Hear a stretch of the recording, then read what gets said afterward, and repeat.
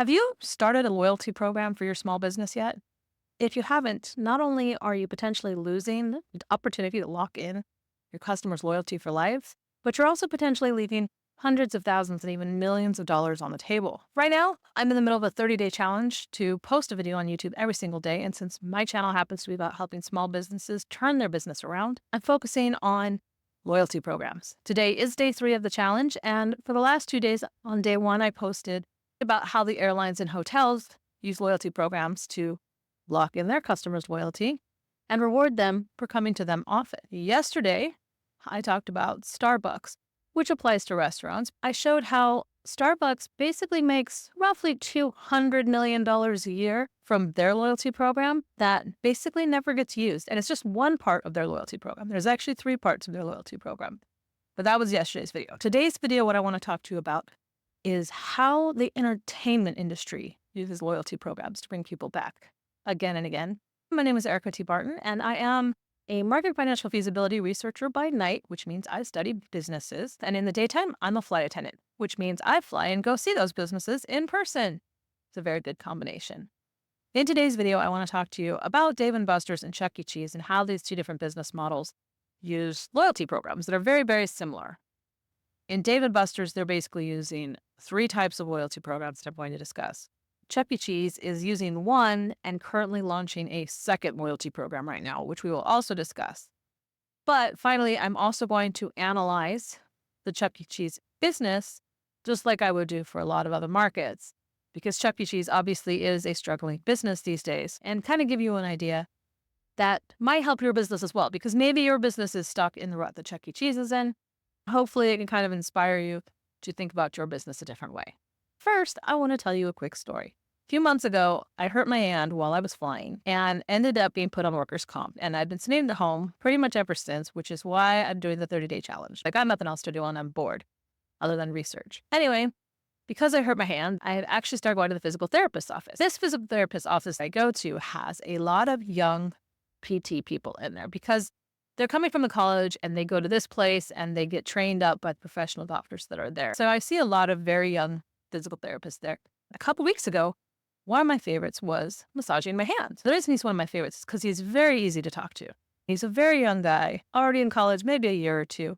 He's about 20 years old. Since hurting my hand, I have talked to him several times and I've gotten a story from him. Basically, he had been with the same girl in high school for a long time and then they broke up. I said, okay, so it's probably a good thing for you to get out there and see what kind of girls are out there. A couple weeks ago, he tells me all excited, hey, Erica, guess what?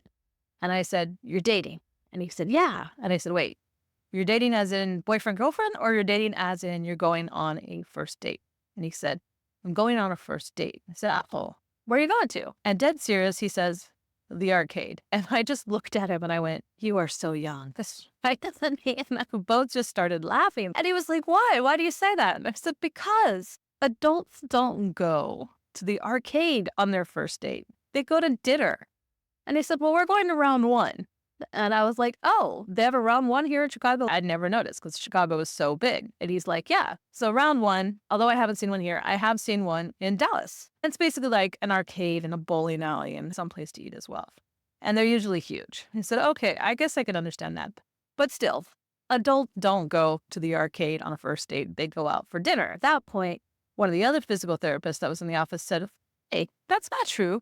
Me and my husband go to the arcade sometimes. And I thought, yeah, you're still younger than me. But that's the difference between dating with your spouse and going on a first date. I mean, tell me if you agree with me or not. If you're over 30, put it in the comments below. Would an arcade for the first date be your choice? So that story right there is going to take me into a transition of one of the businesses I'm going to talk about today, which is Dave & Buster's. Dave & Buster's is an arcade for adults. Literally. I remember once I dropped my kids off there. I dropped them off and headed to the mall that was next door. And no sooner had I pulled away before I had even parked at the mall, I got a phone call from them and I had to come back and pick them up because it turns out you have to be at least 21 years old to be in Dave & Buster's alone. If you're under 21, you have to be with an adult who's over 21. So I turned around, went back, picked them up. They never asked me to go to Dave & Buster's again. So yeah, Dave & Buster's, basically the adult arcade. You may be thinking to yourself, why did you start a story about the arcade and loyalty programs? What loyalty programs do arcades really have? Part of the reason that I started the discussion about arcades as loyalty programs is because it's kind of a paid loyalty program. If you've ever gone to the arcade, you know that nowadays, instead of having quarters like they had back in my day, or tokens, which they had probably in my teens, they now have cards. And Dave & Buster's specifically has what they call a power card. Now, these power cards, you basically charge up. You order a certain number of tokens or coins or whatever they call them, depending on the arcade, and then you would go use them on the machine. One of the great things about these cards is it takes the dollars and cents out of the mind of the customers. Why is that a good thing? Because you don't really want them to know how much they're spending to play a video game. I mean, when I was a kid, a quarter was all you really wanted to spend on a machine. And as the graphics got better, the price of the arcade games went up. Soon they were 50 cents. And then after 50 cents, they went to $1. Paying $1 for one game was kind of disheartening, even as a child. You didn't want to waste your money, but you really wanted to play the game as well. So actually creating a loyalty card with points or tokens or coins or whatever you want to call them takes the dollars and cents out of how much they're spending. They just go and they buy the bulk package and they spend it without even thinking. It's the same concept as an adult having a credit card. Kind of take the dollars and cents out of your mind. You don't necessarily think how much is this all going to add. You're not as concerned because you figure the credit card's just going to cover it and you'll deal with it later. That's one of the benefits of a program like a card where you put tokens on it. It's basically a prepaid type of loyalty program because, first of all, you're giving them a discount to buy as much as possible. And second of all, if they don't spend it all there, then they're going to come back to continue to spend it because they don't want to waste money. It's a simple concept. That's part one of how arcades have loyalty programs. And Chuck E. Cheese is the same way. It has the cards instead of tokens like it had when I was younger. Let me start off by saying sorry for the low tech part right now, but I'm trying to make these videos fast and I don't have time to take the computer. So Dave & Buster's reward programs. Basically, by having that card, they can do stuff like this. This says half price Wednesdays. They can offer extra deals for people who have these cards without them actually having to spend more. Imagine family comes in, the parents charge up the cards for the kids, but they only be there half an hour. They say, kids, let's go. Kids are like, but we didn't spend it all. They're like, we'll come back another time. They leave. Well, Wednesdays is a great day to come. Or here's another one, 20% off games every Saturday after 9 p.m. And this one says, keep the fun going till late with 20% off 140 plus arcade games after 9 for a limited time. So that could be another day that they bring the kids in. It is a slower period. Wednesdays are slower days often for arcades. Those are one part of the prepaid point program that's really beneficial. Dave & Buster's also has their own rewards program. And you can see from here, the rewards program basically says that you can earn a bonus game chip for each dollar that you spend on food, up to $50 a day. Also, you can complete challenges to earn badges, rewards, and bragging rights, reload your power card, and skip the line at the kiosk, and more. That's what their program entails. Basically, what they're doing is they are linking that prepaid card into other benefits at their business, which includes discounts on food. Actually, in all honesty, by creating a rewards program, it's a fantastic idea because not only can the person recharge the card through the app, but they can actually get rid of the card altogether if they can sell people on just opening the app, downloading the app, putting money in the app, much like Starbucks, like we discussed yesterday. This basically says that you're earning free games for that reward program. The other thing that they have is you can basically do different levels. They have player levels where you earn different rewards for the levels that you get to. I haven't looked into that one too much. But this says stuff like extra chips, free appetizer, free burger, free entree, and up. So that's part of the earning rewards by playing games. It's not just games, but it can actually be food as well. And then finally, the last thing that they're doing, which a lot of the entertainment industry does, is season passes. This is actually their winter pass. And what it says is for silver, you get unlimited gameplay by having this card and 10% off of food and beverage for the day, and you're spending $70 for the season. The season specifically being winter. That's not actually for the whole year. For the gold pass, it's $99.99, unlimited gameplay, 20% off of food and beverages, up to 1,000 tickets per week. If you've ever been to a Dave & Buster's, it's like Chuck E. Cheese. You can win tickets at the different games. You can catch them in for prizes, usually some type of toy. Plus, it says you get a weekly $5 food and beverage voucher. So imagine for $100, you're getting $5 a week in a voucher that you can use for food and beverage. You're getting 1,000 tickets and you're getting 20% off anything else you buy. Plus, you can play as much as you want. Finally, for $150, You're getting the unlimited gameplay. You're getting 30% off of food and beverage. You're getting 2,000 tickets a week. You're still getting the same $5, and you can use it every day. In effect, this season pass is a fantastic deal for really loyal customers because now they can play as much as they want. And having a video game is a digital product. It doesn't actually cost the company anything extra because they have those video games all the time.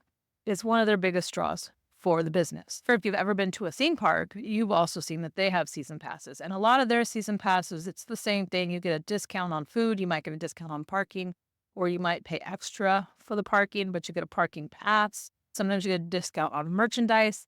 A season pass is basically a loyalty pass because people are going to want to get their money's worth out of that. And they're going to go back again and again. I grew up 2 hours away from Disneyland and about 45 minutes away from Six Flags Magic Mountain. And we often had season passes to Six Flags Magic Mountain because they would make them the same price as the admission ticket. By doing that, we would come back a couple of times a year. And we would spend a lot of money every single time we went. But if we didn't have that season pass, we wouldn't have gone again because we would have had to pay for admission over and over again. Chuck E. Cheese has been a business that has been kind of suffering in recent years. I say that because about 10 years ago, I did a research project that involved arcades and a family entertainment center. And we specifically looked very closely at Chuck E. Cheese. We pulled up their tax information. We looked at their investor information. We tried to find out exactly how much money they were making per store. And basically the number I came across then about a decade ago was that they were averaging about $11,000 per video game machine. That was for the year. And a lot of times they have 50 games in there, sometimes even more. So if you have 50 arcade machines, then that's roughly $550,000 a year that one particular branch might make just on arcade games. There's a lot of product they're selling. That's basically pure revenue. Also, in a recent article that I looked up, basically most Chuck E. Cheeses make about 47% of their income from food and beverage, and then the rest is from the arcade game. And probably merchandise sales as well. Now, the reason that I say that they suffer is because if you are my age, if you're from my generation, I'm Gen X, I'm going to be 48 next month. You may remember how awesome Chuck E. Cheese was when you were a kid. I thought it was one of the best places in town to go to if I had a birthday party. It's where all my friends went for birthday parties. The animatronics were so cool. We usually had a ball pit, which, not allowed anymore. There was another room that had an animatronic character that would sing like Elvis, and off in one corner would be, I believe, the 5 characters that Chuck E. Cheese has, but they would be doing their thing, and like once every hour, once every half hour, they would start singing, and all the kids would rush over there to watch. It was very exciting. In addition to that, every time you went there, that room where the animatronics was always full. Every table was taken up. There were kids running in and out. There were parents hanging out there. It was a safe place where you could take your kid and not worry about them being kidnapped because there'd be a guard at the door that wouldn't let the kids out of the building unless they were with their parent. Fast forward 20 years. Now I'm a mom. This is about 10 years ago. Well, my kids are 17 and 21 now. But about 10 years ago, they would have been 7 and 11. And we did go to Chuck E. Cheese, the same Chuck E. Cheese that I went to as a kid. But much like Joe's Crab Shack, Chuck E. Cheese had been stripped down. It no longer had the ball pit. It no longer had the animatronic single singer off in one corner. It used to have 4 rooms, but now the 4 rooms have been stripped into one giant room, which I think a lot of parents like because now you can pretty much see your kid from anywhere in the restaurant.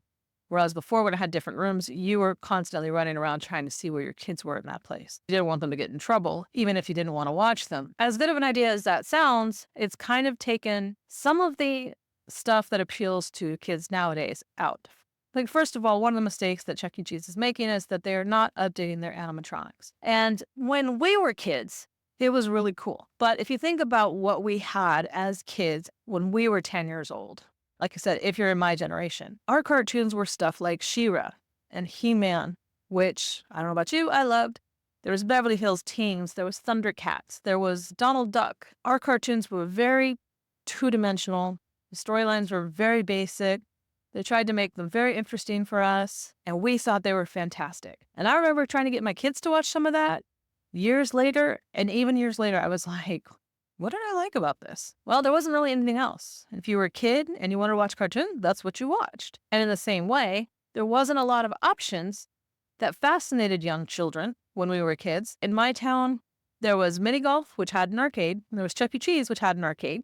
The malls had an arcade. They don't really anymore. More and more malls had stripped the arcade out. And there was a skating rink. Those were basically the only options that you had for a kid's birthday party. So we did all of those as I was growing up. The kids nowadays have so much more that they can go and do instead of animatronics. For example, virtual reality games.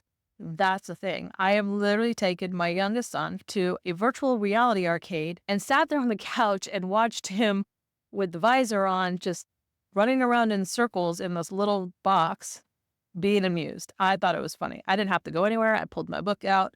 I just chilled, watched my kid almost run into walls. I thought it was hysterical. You've got things like axe throwing now. You've got jolly jumps. There's water parks. There's so many more options now. And that's part of the reason why Chuck E. Cheese is suffering. It's because they have not updated the old options that they had. Now, having said that, they're launching a new loyalty program to bring people in. And this, again, is on their website. Unlimited visits for $7.99 a month, called the Fun Pass Family Membership. And the $7.99 a month, basically, you have to buy it for a year. You cannot cancel unless you do it for a year. One of the options they're doing is you could buy it 2 months at a time and you spend more to do that. You're getting unlimited visits, visit as many times as you want, play games, have dinner. The Fun Pass will also let you and your kids play anywhere from 40 to 250 games per day. In addition, save up to 50% on food. Every Fun Pass includes 20% to 50% off, depending on which pass you get. Plus, exclusive bonus experiences, surprise bonus benefits on a regular basis, one pass for your whole family, and includes up to 6 kids that share the games and discounts. Here's what I was talking about: monthly memberships and 2-month memberships. Now remember, this pass is for the Chicagoland area. This may not be the price in your area, but they have 3 passes: bronze, silver, and gold. For the bronze pass, you're getting 40 games up to 250. You are getting 20% to 50% on the discount. You get 20% to 50% extra play points for more games. The Play Pass covers up to 6 family members. It's valid at most locations, meaning you don't have to just go to the one location. And the price per month, $7.99, $11.99, $29.99 versus the 2-month pass of $62.99, $87.99, and $143.99. It's quite a difference. But the point is that there's going to be some parents that aren't going to want to take their kids all year long. They may not necessarily want to spend that much money. That's basically a gym membership for a lot of people. But if you have a lot of kids, that's definitely worth it because you just go there and you let your kids run wild. So if I were to give my own professional business advice to Chuck E. Cheese about what they can do to make their business better, it would simply be redo the animatronics. The gentleman that started the business, I don't even know how many years ago, decades ago, his idea was good at the time. It was a passion project that he was doing to start a company for families, for kids that had the animatronics, but it's no longer as interesting to the kids nowadays. One of the things that you don't necessarily see as much at Chuck E. Cheese, it's been a while since I've been there, so I could be wrong about this, but virtual reality games are becoming more and more common. So I would suggest to them that, they should do more virtual reality games. But the point is, in the entertainment industry, one of the best loyalty programs that are often done is prepaid passes, season passes, giving discounts, giving perks. The other part about Chuck E. Cheese that I would highly recommend that they change is the fact that they have always had pizzas and salads, right? They have a salad bar and they have pizza. And yes, the salad bar is great for healthy food, but the pizza is not that great. I don't think it's that great. Maybe you like it. A lot of people, I guess, like that kind of pizza, but there should be other options. And nowadays, the trends for food are healthier options. A lot of times the diet trends can be adapted at different restaurants. Restaurants don't necessarily do it. For the past 6-7 years, maybe longer, keto has been a major trend in the food industry. And how many restaurants do you see that actually offer it? Or vegan and vegetarian options. A lot more people are trying to eat vegan or vegetarian, and there's not a lot of options at most restaurants. So offering some vegan and vegetarian options could actually help increase their sales, especially because almost 50% of their income comes from food and beverage. If I were doing a research project for them and if I were recommending changes to improve their business, it would basically be to revamp the animatronic system, revamp their menu. I'm not saying get rid of the pizza. I'm saying add more options, add healthier options, and kid-friendly options, but also parent-friendly options because parents have to be there as well. Finally, depending on what kind of games they have, a lot of the games at Chuck E. Cheese are targeted to younger children. So teenagers don't necessarily want to go there. That's not necessarily a bad thing, but that does mean that most of their clientele is going to outgrow them. So they would want to keep their arcade constantly refreshing to make sure that they have games that apply to the children nowadays, because each generation has a different interest. My kids, as they grew up, they became obsessed with DDR. If you don't know what that is, it's Dance Dance Revolution. I cannot do it because I have no rhythm. In order to apply this to your own business, it's very simple, actually, this kind of loyalty program. It's a prepaid loyalty program. So you're looking at something that you could sell them ahead of time, potentially at a discount. What can they buy in bulk at a discount? Does that apply to your business? When you're selling one-on-one, you don't want to cut your profit because you're making so little profit as it is. But if you knew that that one person was going to return 100 times, you might be willing to give them a better discount. And that is the actual point of a prepaid loyalty program. You're kind of getting them to invest in not just one, but 2 or 3 or 4 visits.